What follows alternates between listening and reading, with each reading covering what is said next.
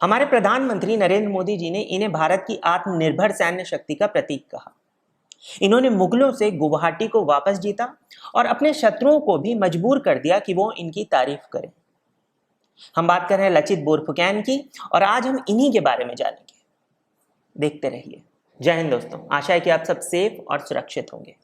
तो आज हम बात करेंगे 17वीं सेंचुरी के लचित बोरफुकैन की, जो अहोम किंगडम में, अहोम साम्राज्य में एक बोरफुकैन थे, एक सेनापति थे, यानी पत्र मंत्रियों में से एक। अब पत्र मंत्री क्या होते हैं, इसको जानने के लिए आप मेरा अहोम वंश वाला वीडियो देख सकते हैं, उसका लिंक मैंने डिस्क्रिप्शन में दे दिया है। तो 1622 में मोमाई तमूली बोरबारुआ के घर में जन्म हुआ लचित बोरफुकैन का।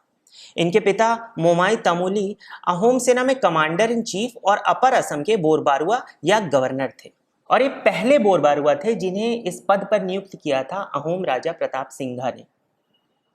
अब कहते हैं कि लचित जब छोटे थे तो उनका नाम था लचित डेका, और बचपन से ही उनकी फॉर्मल एजुकेशन के साथ साथ उनकी मिलिट्री ट्रेनिंग भी होने लगी थी, यानी शस्त्र और शास्त्र वो दोनों में ही निपुण बचपन से ही होने लगे थे।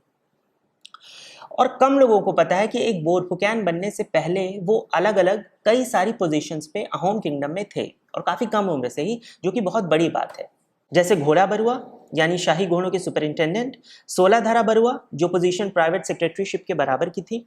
इसके अलावा सिमूलगढ़ किले के कमांडर और रॉयल हाउस होल्ड गार्ड्स के सुपरिंटेंडेंट धोला काशारिया बरुआ। अगर मेरा प्रोनाउंसिएशन गलत हो तो उसके लिए मैं क्षमा चाहूंगा। अब इन पोजीशंस के बाद लचित को राजा चक्रध्वज सिंघा ने एक बोरफुकैन के पद पर नियुक्त किया, यानी जो अहोम सेना थी, अहोम किंगडम की जो सेना थी, उसके कमांडर इन चीफ, उसके सेनापति के तौर पर नियुक्त किया। और इसके बाद लचित को एक बहुत बड़ी जिम्मेदारी सौंप दी। दरअसल ये वो वक्त था जब मुगल बादशाह था औरंगजेब, और औरंगजेब मुगल एम्पायर को असम में भी फैलाना चाह रहा था। पर मुगल्स, अहोम्स और लचित बोरफुकैन के बारे में जानने से पहले मुगल अहोम कॉन्फ्लिक्ट जान लेते हैं। तो साल 1615 के आसपास, 1615 के थोड़ा पहले से ही मुगल्स अपने साम्राज्य को बढ़ाते बढ़ाते विस्तार करते हुए नॉर्थ ईस्ट तक पहुंचे, भारत के नॉर्थ ईस्ट तक पहुंचे। और गुवाहाटी एक बहुत मेजर रीजन माना जाता है नॉर्थ ईस्ट का, वो गेटवे माना जाता है नॉर्थ ईस्ट का, एक प्रवेश द्वार की तरह। मुगल्स वहां तक पहुंचे, और मुगल्स और अहोम्स में कॉन्फ्लिक्ट की शुरुआत 1615 से ही शुरू हो गई, और इसमें कभी मुगल्स जीतते तो कभी अहोम जीतते। मतलब टेरिटरीज जो थी वो चेंज होती रहती, कभी मुगल्स जीतकर कुछ एरियाज पर कब्जा कर लेते तो कभी अहोम्स उन्हें वापस जीतकर अपने अहोम राज्य में मिला लेते। फिर नवंबर 1638 में मुगल्स और अहोम्स में युद्ध हुआ और गुवाहाटी मुगलों के कब्जे में आ गया। फिर 1639 में साइन की गई ट्रीटी ऑफ असुरार अली, जिसके मुताबिक अहोम्स और मुगल्स के बीच की सीमा रेखा माना गया बार नदी को। इसे साइन किया मुगल फौजदार अल्लाह यार खान और अहोम जनरल मोमाई तामुली बोरबारुआ ने, यानी लचित बोरफुकैन के पिता ने।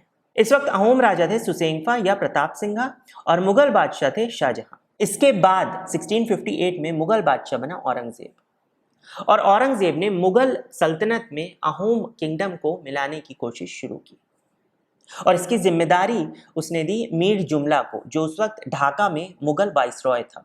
1662 में अहोम मुगल्स में युद्ध हुआ।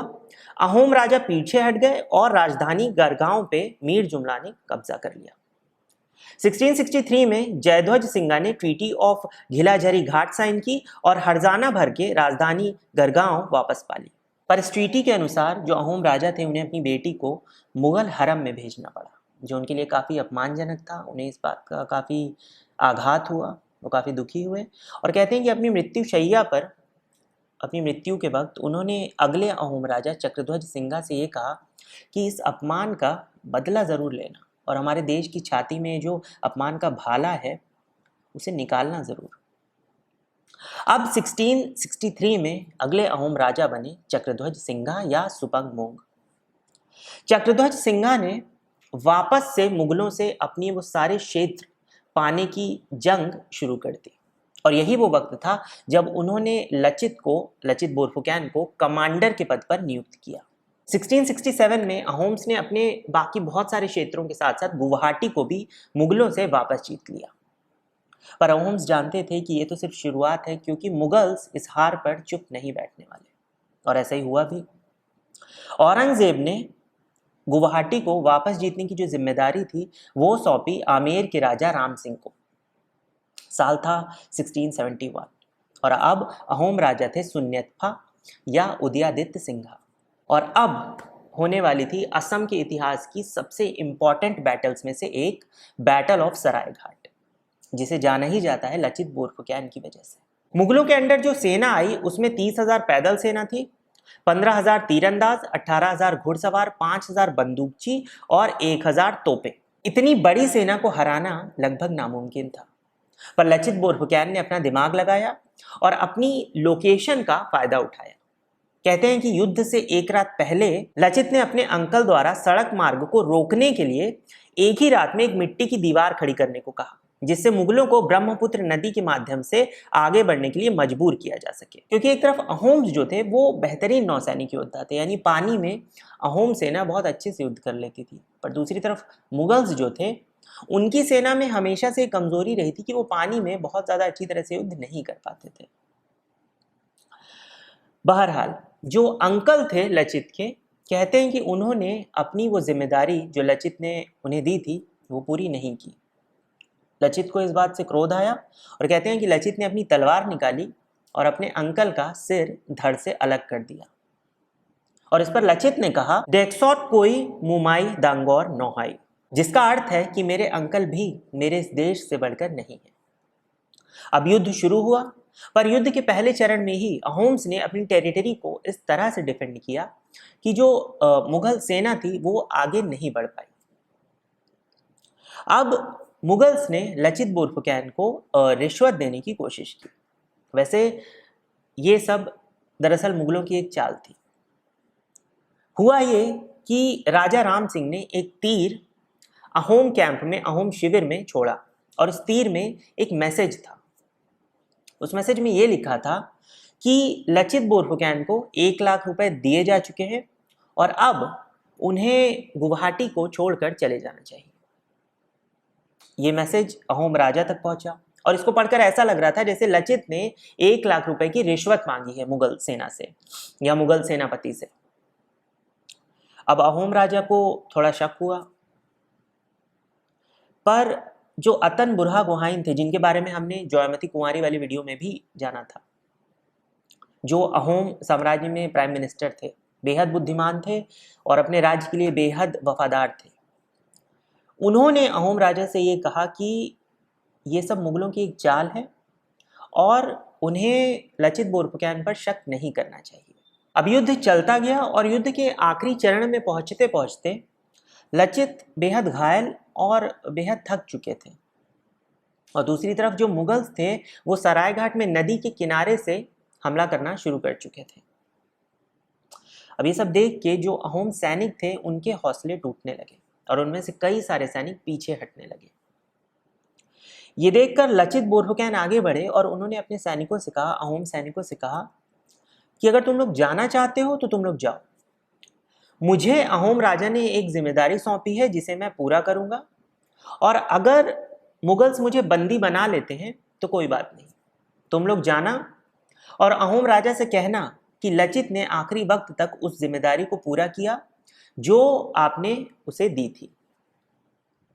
इतना सुनना था कि जो अहोम सैनिक थे उनमें वापस से वो जोश भर गया, वो आगे बढ़े और मुगलों और अहोम्स में एक बार फिर से बहुत भयंकर युद्ध हुआ, आखिरी चरण का युद्ध हुआ। और ये युद्ध था अपने अस्तित्व के लिए, या तो खुद को बचाने के लिए या तो फिर वहां पर खुद को बलिदान कर देने के लिए। और नदी में भी युद्ध में महारत रखने वाले अहोम सैनिकों ने मुगल सेना को हरा दिया। मुगलों को गुवाहाटी छोड़कर जाना पड़ा और नॉर्थ ईस्ट का गेटवे एक बार फिर से अहोम साम्राज्य का हिस्सा था। पर बात यहां पर खत्म नहीं हुई। राजा राम सिंह ने जब ये सब देखा तो उन्होंने खुद अपनी हार स्वीकार की। आखिर वो भी एक राजपूत थे, उन्हें वीरों का सम्मान करना आता था। उन्होंने लचित बोरफुकैन और अहोम सेना के लिए कहा, राजा की जय, सेनापतियों की जय, देश की जय। एक अकेले व्यक्ति ने सारी सेना का नेतृत्व किया, यहां तक कि मैं राम सिंह व्यक्तिगत रूप से मौके पर होने के बाद भी कोई कमी या मौका नहीं ढूंढ पाया। बैटल ऑफ सरायघाट के 1 साल बाद ही 25 अप्रैल 1672 में बीमारी के चलते लगभग 50 साल की उम्र में लचित बोरफुकैन की मृत्यु हुई और मुगल्स और अहोम्स में जो कॉन्फ्लिक्ट था वो आगे कंटिन्यू होता गया, जिसका अंत हुआ बैटल ऑफ ईचाखुली के साथ, जिसके बारे में हमने जयमती कुंवारी वाली वीडियो में जाना था। वैसे असम शायद इकलौता राज्य है जिसे 17 युद्धों के बाद भी मुगल्स कभी भी नहीं जीत पाए। लचित बोरफुकैन को आज भी असम में एक अमर नायक के रूप में जाना जाता है। ये बात अलग है कि भारत के दूसरे हिस्सों में कम लोग हैं जो लचित बोरफुकैन को जानते हैं। साल 1999 से नेशनल डिफेंस एकेडमी एनडीए में बेस्ट कैडेट को लचित बोरफुकैन के नाम पे द लचित बोरफुकैन गोल्ड मेडल दिया जाता है, जिससे डिफेंस यानी रक्षा कर्मियों को लचित बोरफुकैन की तरह ही वीरता का प्रदर्शन करने की प्रेरणा मिलती रहे। वीडियो अच्छा लगा तो चैनल प्लीज़ सब्सक्राइब कीजिए, वीडियो को लाइक कीजिए, कमेंट कीजिए और अपना ख्याल रखिए। मिलते हैं अगले वीडियो में, तब तक टेक केयर। जय हिंद। इतिहास जिंदाबाद।